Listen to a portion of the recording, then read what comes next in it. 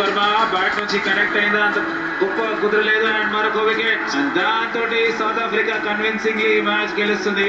51 runs తేడాతో గెలిచింది south Africa. రెండో టీ20లో సౌత్ ఆఫ్రికా ఆల్రౌండ్ ఆటతో అదరగొట్టింది. 5 మ్యాచ్ల సిరీస్ ను 1-1తో సమం చేసింది. ఇప్పుడు ధర్మశాల సిద్ధమైంది మూడో టీ20 మ్యాచ్ కోసం.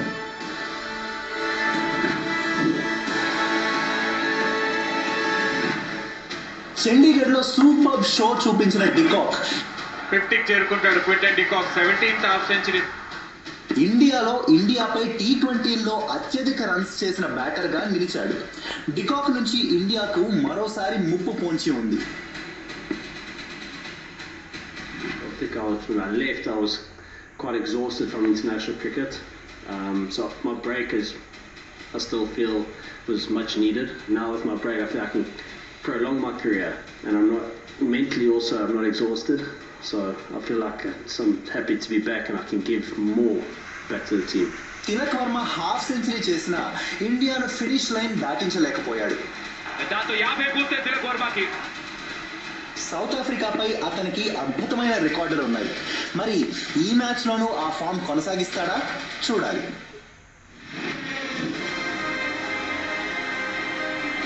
శుభ్మన్ గిల్ రిటర్న్ ప్లాన్ ప్రకారం జరగడం లేదు.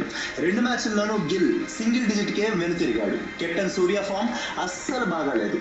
పేస్ బౌలింగ్ లోనే అతడు ప్రతిసారి అవుట్ అవుతున్నాడు. Suryakumar Yadav gone for 5. రెండో టీ20లో ఇండియా బౌలింగ్ మిస్ ఫైర్ అయింది.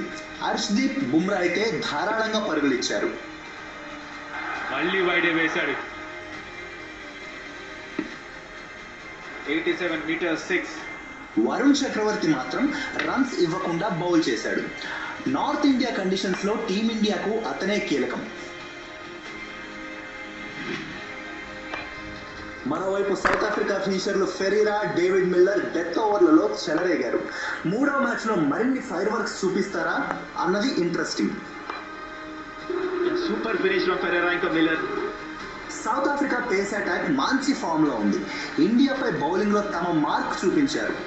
ఈ మ్యాచ్ లోనూ అదే రిపీట్ అవుద్దంటున్నారు.